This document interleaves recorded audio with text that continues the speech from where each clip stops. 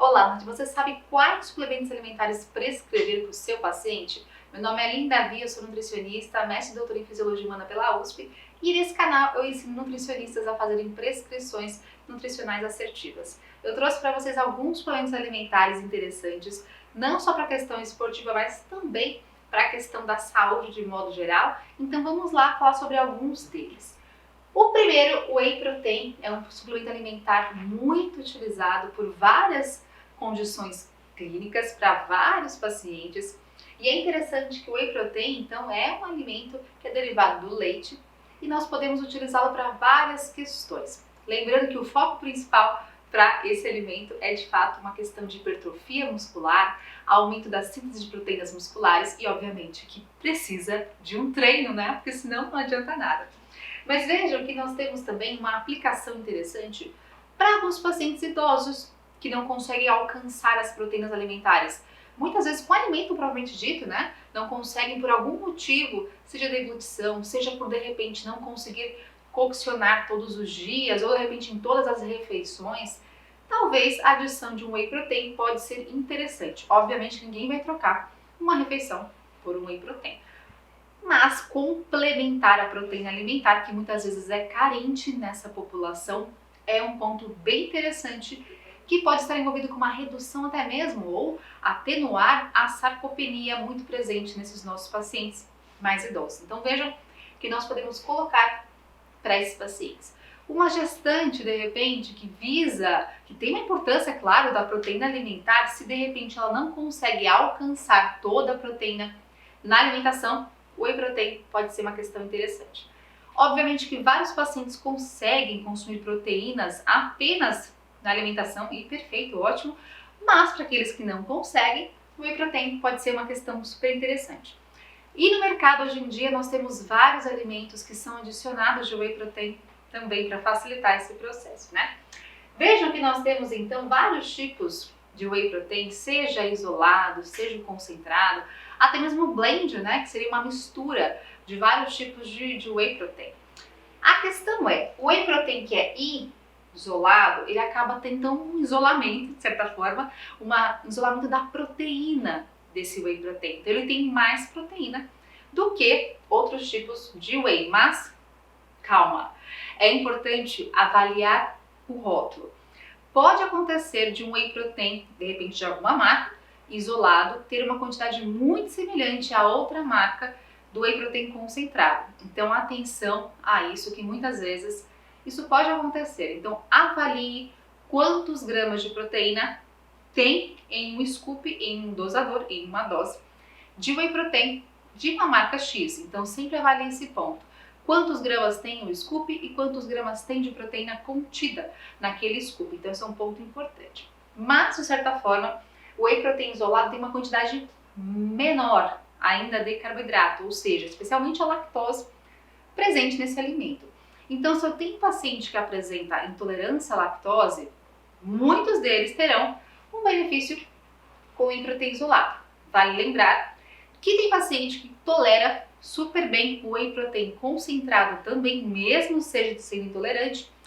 Afinal, muitas vezes a diferença que nós temos do isolado para o concentrado em relação aí aos carboidratos são 3, 5 gramas, depende muito da marca. Então é importante avaliar. Então alguns pacientes nossos toleram bem o Whey Protein concentrado, mesmo sendo intolerantes, e alguns toleram mais o isolado. E alguns não vão tolerar nem isolado e nem concentrado. Depende muito do grau de intolerância à lactose que o nosso paciente apresenta. Então, nesse sentido, é importante avaliar qual que é a composição desse whey, qual a quantidade que ele apresenta de proteína, de carboidrato, de sódio também, por que não? Então, verifiquem de modo mais aprofundado isso. De modo geral, para os pacientes, de modo geral, não faria tanta diferença escolher o isolado ou concentrado ou um blend.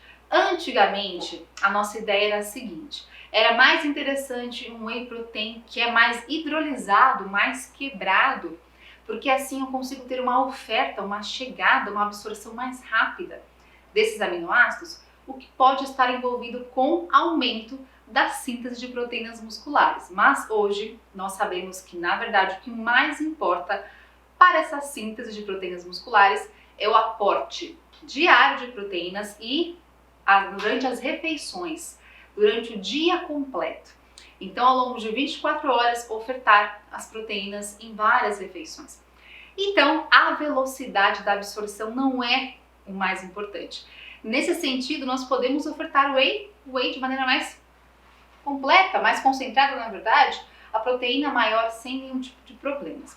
Então vejam que muitas vezes utilizar o concentrado atende a grande maioria dos nossos pacientes. Se eu tenho um paciente que tem uma dieta muito restrita, um paciente que talvez tenha uma redução de carboidratos mais expressiva, de repente o isolado pode ser uma opção, mas lembrando que o concentrado costuma ter uma quantidade não tão elevada assim de carboidratos. Vale lembrar que algumas marcas têm misturas de cereais também dentro do whey protein. E aí, nesse caso, a quantidade de carboidratos eleva-se bastante. Outro ponto fundamental, às vezes tem paciente que fala assim, não, eu uso isolado porque ele não tem muito carboidrato. Só que ele mistura esse whey, de repente, com maltodextrina, ou após o treino ele utiliza algum carboidrato, não faria tanto sentido assim. Se a dieta é restrita em carboidratos, tudo bem, ao longo de todo o dia tem uma redução dos carboidratos, mas pensando em usar o isolo só para isso, em alguns casos nós utilizamos, mas é muito mais raro. O concentrado atende muito bem os nossos pacientes. Então veja que por conta dessa questão da absorção, o blend não faria tanto sentido também, pensando em diferenças em absorções, em velocidade de absorção. Então, concentrado costuma, normalmente, ter uma boa aceitação e, mais em conta também, vale a pena realmente utilizar o concentrado. Outro ponto que muito paciente nosso tem dúvida é em relação à diluição, com água ou com leite. Obviamente, aqui nós temos alguns aspectos importantes. Em relação à absorção, voltando àquela ideia prévia, que a absorção mais rápida seria mais interessante, pensando nesse sentido, a água com água seria melhor. Mas hoje nós sabemos que o que importa não é de fato essa velocidade, mas sim o fracionamento da proteína ao longo do dia. Então, nesse sentido, colocar com leite é super aceitável. Lembrando que o leite já apresenta proteína na sua composição. Então, por conta disso, ao invés de colocar talvez um scoop, 2 scoops, um scoop e meio, enfim, depende do seu paciente, eu posso reduzir a quantidade de whey, porque eu vou complementar a proteína com o leite.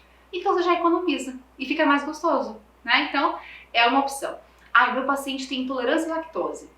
Não vai ser possível. Meu paciente de repente tem uma restrição de gordura, uma restrição de carboidratos. Então de repente com água pode ser mais interessante. Lembrando que o leite confere caloria também. Então avalie se o seu paciente pode consumir a caloria, a gordura, o carboidrato, a proteína do leite. Você pode colocar juntamente com o whey protein. Não teria nenhum tipo de problemas em relação a isso. Lembrando que fica mais saboroso, então pode ser uma opção de aumentar a adesão pelo seu paciente. Então esse é o whey protein. Nós temos outros suplementos alimentares interessantes. Eu trouxe para vocês aqui a creatina. Então a creatina tem várias funções importantes. Antigamente, nossa ideia era que creatina tinha um único papel, que era de fato a ressíntese de ATP. Então nós temos ao longo do exercício físico a utilização de vários substratos energéticos. E o sistema ATP-CP, ou seja, o sistema ATP creatina fosfato, é importante para esse aspecto. Então nós conseguimos utilizar vários sistemas ao longo da duração do exercício físico e na verdade eles são utilizados de modo até mesmo em conjunto, né?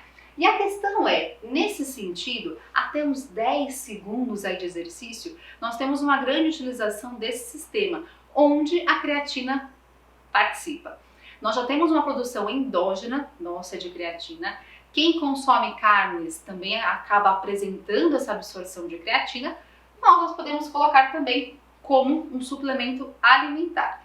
E hoje em dia nós sabemos que além dessa questão do exercício físico, a creatina tem vários papéis que são estudados diariamente em relação à captação de glicose, melhora a captação de glicose, assim como alguns benefícios até mesmo em questões neurais. Então são vários tipos de estudos que estão sendo estudados para aspectos mais interessantes ainda para a saúde do nosso paciente. Então, de repente, um paciente idoso que apresenta diabetes tipo 2 pode ser beneficiado com a utilização da creatina por alguns motivos: captação de glicose, redução da sarcopenia, melhoria aí no aspecto quando ele faz o exercício físico, né? Então são vários aspectos interessantes. Vejam só, então, que nesse sentido, se eu penso um paciente que faz uma musculação, por exemplo, ele vai utilizar muito esse sistema ATP-CP. E é por conta disso a utilização da creatina é um ponto importante.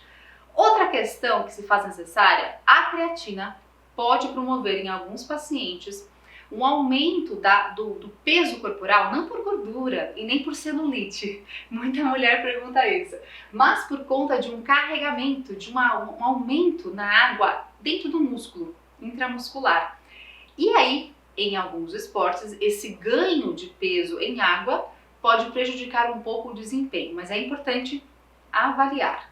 Às vezes, o ganho que ele terá em aumentar essa formação de ATP, essa ressíntese de ATP, é ainda superior ao ganho de peso que ele obteve, mas é importante avaliar. Meu paciente é um nadador, meu paciente é um jogador de vôlei, qual que é a modalidade desse seu paciente?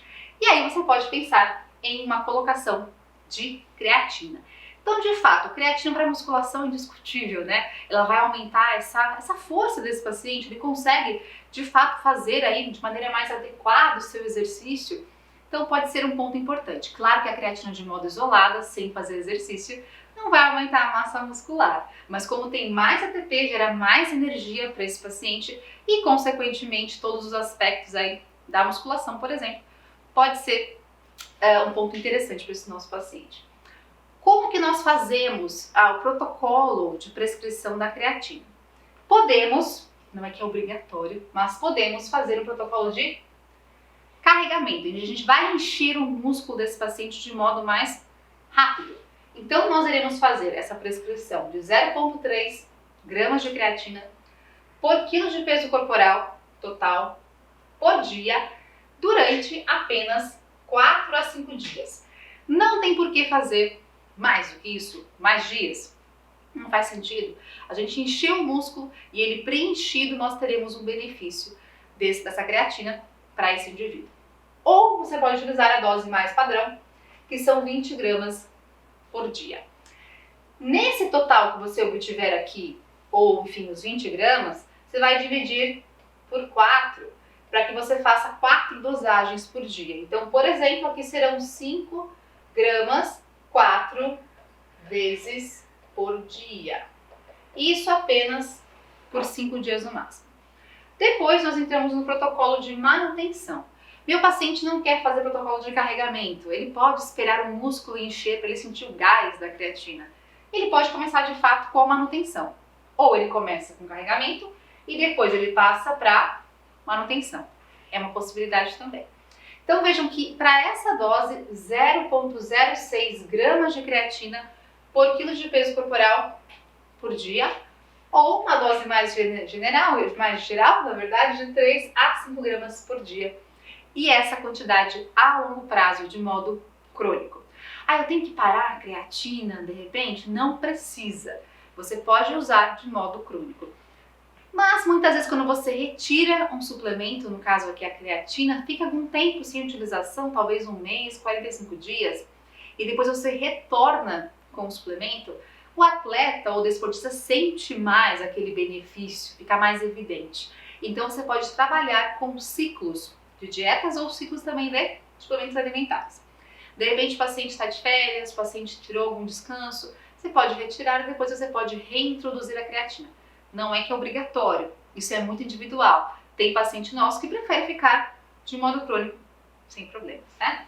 Outra questão, a utilização que nós fazemos, alguns trabalhos mostram que seria mais interessante colocar a creatina após o treino, juntamente com o carboidrato, ou carboidrato mais proteína. Isso porque a gente tem uma captação melhor, uma resposta da insulina maior e, consequentemente, maior estímulo de captação da creatina. É obrigatório? Não. Afinal, o que importa, na verdade, é consumir a creatina, é o que mais importa. Qualquer momento do dia é hora de consumir a creatina. mas alguns trabalhos mostram um certo benefício adicional quando ela é colocada pós-treino juntamente com carboidratos. Então, se o seu paciente pode fazer assim, pós-treino com carboidratos, melhor aí. Outro suplemento bem interessante é a utilização da cafeína. Então, um ótimo recurso ergogênico, né? Nos auxilia aí no exercício físico, tanto o exercício de endurance, o exercício resistido, ela é interessante para vários aspectos. E não só exercício, de repente você quer ficar mais alerta, mais esperto, quer estudar de repente, que é um benefício dessa questão ergogênica, é um ponto interessante. Então a cafeína pode servir para essa questão neural também. Então é um aspecto importante que nós podemos utilizar.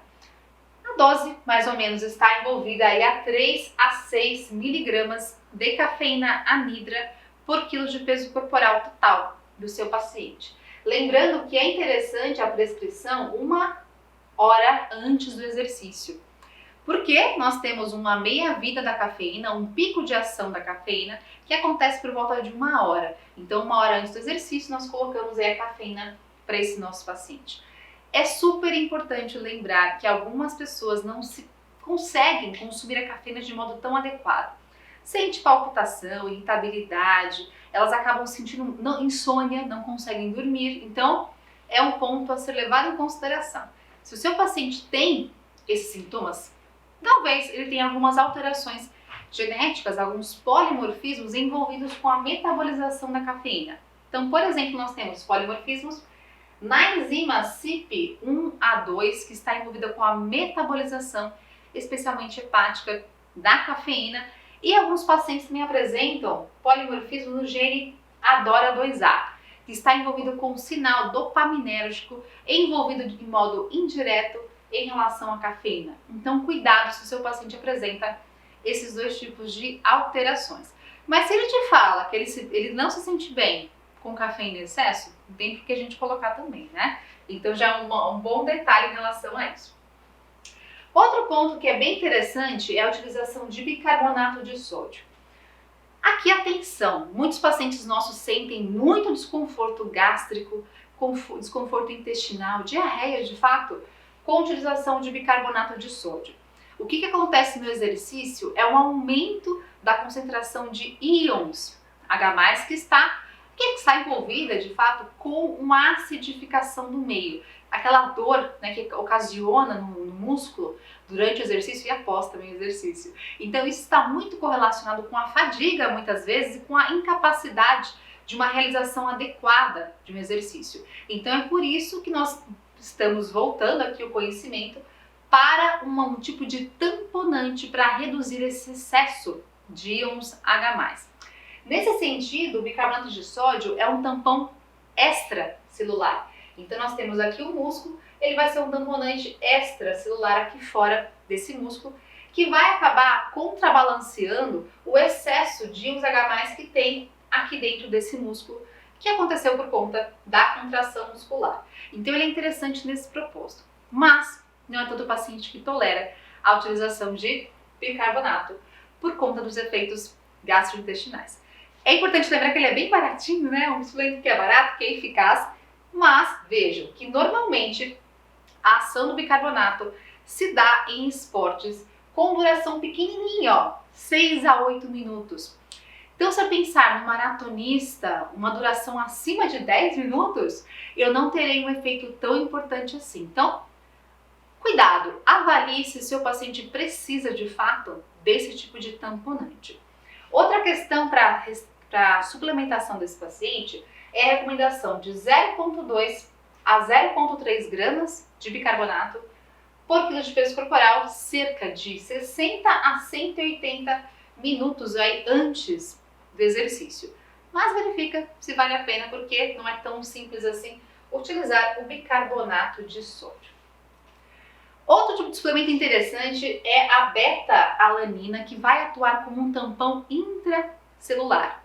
Então, de modo diferente em relação ao bicarbonato, a beta-alanina consegue entrar no músculo e, consequentemente, ter um efeito aí intramuscular para esse tamponamento desse músculo. Então, é um ponto bem interessante que nós utilizamos aí na prática clínica. Então, ela consegue entrar aqui no músculo para fazer o tamponamento desses íons H+. Outra questão interessante, então, é que nós temos algumas recomendações em relação ao exercício. Se nós temos um exercício de duração menor de 60 segundos, não existe um efeito ergogênico tão interessante assim. Se o exercício físico apresenta duração de 60 a 240 segundos, nós temos um efeito ergogênico importante. Se tem duração acima de 240 segundos, nós temos um efeito moderado. Então, a seguinte questão, se eu penso numa musculação, num crossfit, que vai se encaixar nessa faixa aqui de duração, eu teria um efeito, mas não tão importante assim. Lembrando que para que exista de fato um efeito importante da betalanina, é fundamental uma prescrição de modo crônico. Cerca de 2 a 4 semanas, pelo menos, para que exista um começo da ação desse suplemento alimentar. Outro ponto é, a recomendação é de 3,2 a 6,4 gramas de betalanina por dia. Só que a dose é muito alta e causa parestesia, causa aquele formigamento, aquela coceira que não é nada legal. Por conta disso, é fundamental fazer um fracionamento.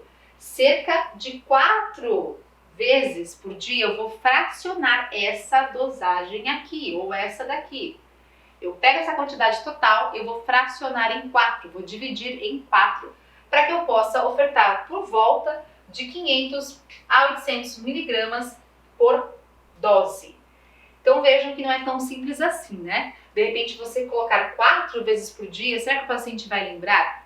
Será que ele consegue consumir? Enfim, depende do paciente, né? Mas é mais chatinho, né? De fazer uma prescrição assim tantas vezes por dia. Então, verifique se o seu paciente consegue utilizar esse suplemento. Um outro suplemento importante aqui pra gente é a L-carnitina. Então, nós temos aquela seguinte questão. Será que a L-carnitina está envolvida com maior oxidação de ácido graxo? Nós sabemos que existe uma etapa importante da beta-oxidação, onde a carnitina participa. Então, nós temos a carnitina presente no nosso organismo, que está envolvida com esse processo de oxidação de ácido graxo. Mas, outra questão é, será que a suplementação via oral para esse paciente irá aumentar essa oxidação de ácido graxo? A maioria dos trabalhos mostra que essa oxidação não é tão potencializada assim.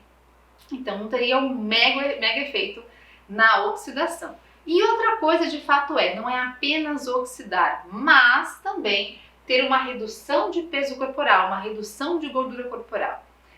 Alguns trabalhos até mostram que a suplementação de L-carnitina está envolvida com redução de gordura corporal, mas não são todos os trabalhos que mostram isso. Então, em relação à evidência científica concreta, não existe muita coisa em relação a isso, em relação à redução pontual aí de gordura corporal nesses pacientes. Então, na verdade, não seria tão interessante assim, né? Mas outro aspecto nós temos alguns trabalhos que mostram o efeito importante da L-carnitina como um papel antioxidante.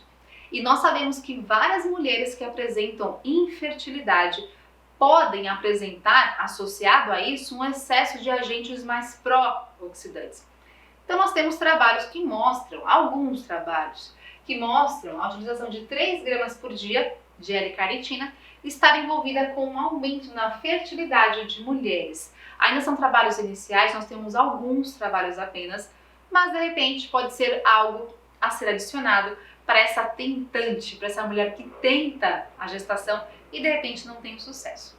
É um ponto interessante, né? Além disso, nós temos aqui uma vitamina super importante, que é a vitamina D, envolvida com vários aspectos. É importante lembrar que a vitamina D tem uma ação genômica. Ela consegue atuar regulando diversos genes, por volta aí de 200 genes que a vitamina D pode regular. Então, genes envolvidos, por exemplo, com a questão da obesidade, pacientes que apresentam uma redução de vitamina D, uma deficiência de vitamina D plasmática, tem maior chance de obesidade. É claro que não é ela só a culpada, né? Mas é um ponto interessante para essa questão de obesidade, para a questão de resistência à ação insulina, controle glicêmico e até mesmo nós temos alguns trabalhos que mostram que a redução de vitamina D está envolvida com redução de uma proteína que transporta hormônios esteroides, que é a proteína SHBG.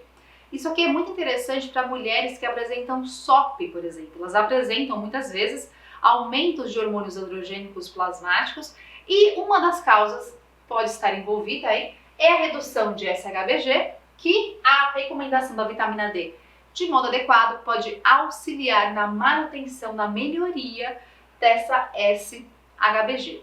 Então a vitamina D tem um papel importante em questões metabólicas, por isso que nós temos uma certa atenção em relação aos níveis plasmáticos de vitamina D, que deve ficar por volta aí, especialmente para pacientes que apresentam comorbidades, acima de 30 nanogramas por ml. Essa recomendação varia bastante de cada sociedade, nacional, internacional, europeia, americana, mas de modo geral, pelo menos 30 nanogramas por ml seria um ponto interessante para a avaliação desses nossos pacientes, e a nossa recomendação seria até 4.000 UIs por dia. Mas ali em qual quantidade que eu coloco meu paciente? Eu coloco 1.000 UIs, 2.000 UIs, 3 ou 4? Depende. Qual que é a variação plasmática do seu paciente? Seu paciente tem uma deficiência muito severa, o seu teto de prescrição, 4.000 UIs. Não, meu paciente de repente não tem uma deficiência, é um ajuste muito fino, você pode colocar menos. Reavalie seu paciente para que você saiba se a sua prescrição está surtindo efeito em relação aos níveis plasmáticos de vitamina D. Outro ponto interessante que é muito falado é a questão do ômega 3, né? Então o ômega 3 ele pode atuar de aspecto anti-inflamatório para várias questões clínicas, né? Sabendo que nós temos de modo geral uma vida mais pró-oxidante, né? Luz ultravioleta, agrotóxico, etc. Então, a utilização de antioxidantes anti-inflamatórios realmente é um ponto interessante. E aqui no ômega 3 nós temos dois tipos de ácidos graxos bem importantes, o EPA e o DHA, que têm funções aí anti-inflamatórias, especialmente o EPA, né? Então, pensando nessas pessoas que apresentam um processo mais pró-inflamatório, lembrando que nós temos que contrabalancear a proporção de ômega 3 que nós consumimos para ômega 6. E a nossa dieta ocidental é muito rica em ômega 6. Por isso que adicionar ômega 3 é um ponto interessante. Mas, especialmente para algumas condições clínicas, se faz necessário, que é a questão da esteatose hepática, o acúmulo de gordura no fígado, assim como pacientes que apresentam elevação de triglicéridos plasmáticos, nós podemos adicionar ômega 3 para tratamento desses pacientes. De modo geral, os trabalhos mostram para a gente que para essas duas condições clínicas, uma dosagem, uma quantidade de 3 a 5 gramas de ômega 3 por dia seria um ponto interessante para tratamento desses nossos pacientes. Lembrando que nós temos outras condições importantes aí em relação ao ômega 3, até mesmo para mulheres gestantes, o nosso foco é a prescrição especialmente de DHA, então o foco aqui é outro. Para essas condições clínicas, o foco é o EPA. Para uma gestante, pensando em questão de acuidade visual do bebê, pensando em atividade cerebral do bebê, seria mais importante o DHA. Então, para essas mulheres aqui, nós colocamos pelo menos 600 miligramas de DHA, pelo menos, por dia para essas mulheres. Então, vejam que nós temos vários suplementos interessantes para que vocês possam reconhecer e prescrever para os seus pacientes. Espero que você tenha gostado e até a próxima aula.